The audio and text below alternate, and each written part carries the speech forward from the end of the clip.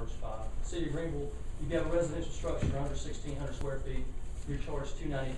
Over 1,600 square feet, you're charged $3.25. So they do have a portion as far as impervious for residential as well. We looked at it and said that we could fund ours. We think we could fund it adequately with just charging the residential customers a flat fee. We haven't set that fee in place yet because we're still actually trying to do our pipe assessments and trying to look at how much money or how much resources that we would have to implement, our stormwater management plan.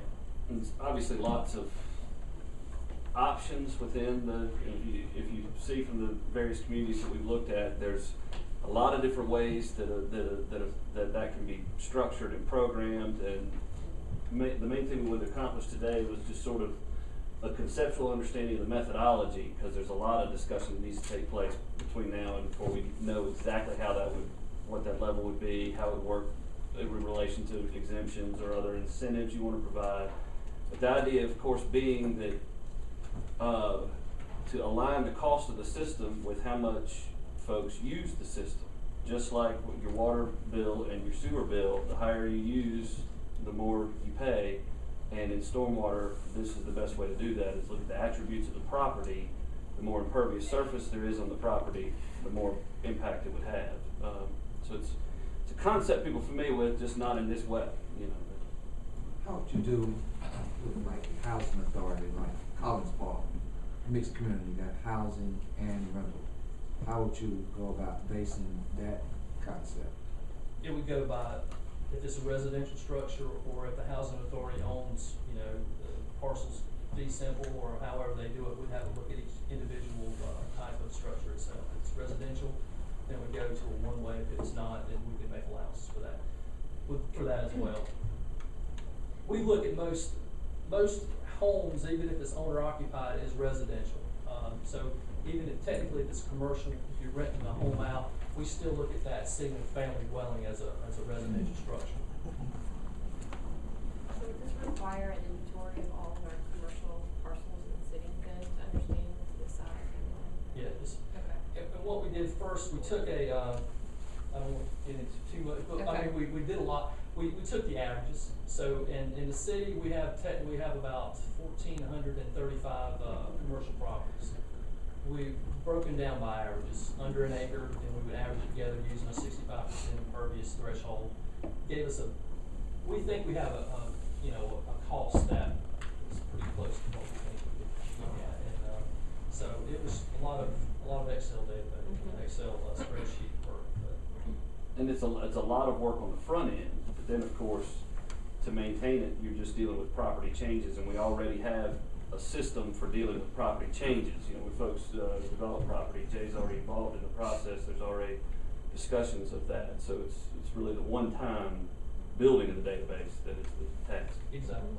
I mean, we look at it as it's just something that is on the front end, and then doing a plan review. Just how much impervious are you adding to the property?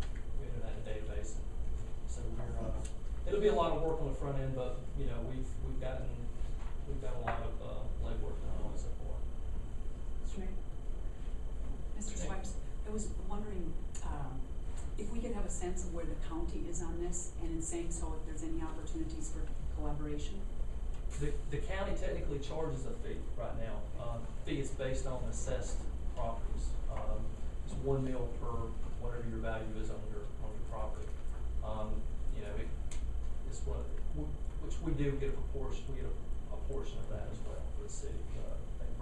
They actually give us whatever our residential properties are in the city, our assessed properties. They give us our benefit from that fee as well. But the county does have a stormwater utility fee, or stormwater. They call it stormwater management fee, I do believe. And but if you look through our little packet that you got in your, you can see that the city of Spartanburg is pretty much one of the major cities that doesn't have any kind of a fee whatsoever. I think Anderson's the only other major city that I know of in South Carolina. The other ones at the lower part of the state, they've been doing this a long time, since I think the law came into effect in '92 to actually, the legality of the law to charge this fee. It came in '92 with the MS4 permit as well. So it gave, the state was giving these, counties and municipalities a vehicle to kind of adequately fund this program, because the program is very, very expensive. I mean, it's very expensive, as we all are getting used to. And, it's one of those things where, you know, we looked at every issue, and we looked at how the county funds theirs, and we looked at the other counties, and we just want to make, we want to give you as much information as you can. Mr. Squires, you're saying the county already charges a fee even for residents of the city. So what does the city derive from this proportion? I think we get about $125,000, $130,000 Per year. per year. How is that determined? It's 1 mil in the city based on the assessed value is what it generates about $125,000 a year in revenues. County remits that. The county actually imposed a countywide 1 mil, and then they remit back to us $125,000 annually associated with that 1 mil that's paid by the city. So whenever we enact this, we're gonna be taxing people twice, essentially. I've not made assumptions related to whether council will ultimately approve the stormwater fee, but if council did, there could be, you could roll the millage back 1% if that was a concern for council. So there's opportunities to mitigate relative to the fee if that's what council wanted to do. If council ultimately decides, again, from the first presentation, we wanted to, provide information relative to the scope of what we're facing related to the liability and the condition of the pipes. We also don't want to diminish the environmental impact, the environmental elements of this equation as council considers it. But then we've got time as we go forward. Our goal was to keep bringing back information in smaller pieces, and build on it. Give council time to, reflect on it, think about it, ask any questions between this time and the next time. You'll hear back from us multiple times before we present back to council with some specific requests for action. But there are ways to mitigate or make adjustments if council felt that was the appropriate thing to do with respect to stormwater fee. And we're trying to make this a progressive process and give it to small bites as opposed to all at once. As we get into I would expect that we would hope to wrap this piece up as we get into the specifics of our budget adoption for next year. We need to know if council ultimately is in favor of this or to make some decision, give us some direction as we get to the point where we're putting our budget together, because it has significant impact to our general fund budget. Sure. Ed, on the next presentation, come back, can we have some type of fee that what the residents will be charged, because that will help us out a great deal on what that flat fee may be. Yes, sir. We have it, the schedule that shows, I think the projected fee for the city was $23 per residence. Now, a business would pay the equivalent of whatever multiple that of their, the equivalent residential unit pay. Again, there are, as we get the sense of council, there are options that council can consider, potentially mitigate. Again, this fee is based on what flows from the property into the system. I think that's a fundamental, whether it's residential, commercial, or nonprofit. That's the concept behind it, or one of the concepts behind it. But we can get that information for you in detail.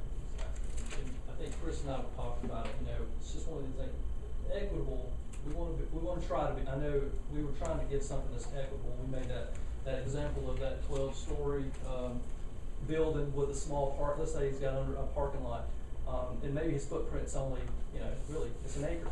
But the small strip mall down the street that's, over 3 acres with a parking lot and everything else. The assessed value on the 12-story building is going to be more, even though their runoff is less than the strip mall. So to be equitable with the fee, we thought that was the best vehicle for this. What you contribute to the runoff, not what your assessed value is. Yeah, the idea, in addition to being equitable, it supports, I think, our shared goal of sort of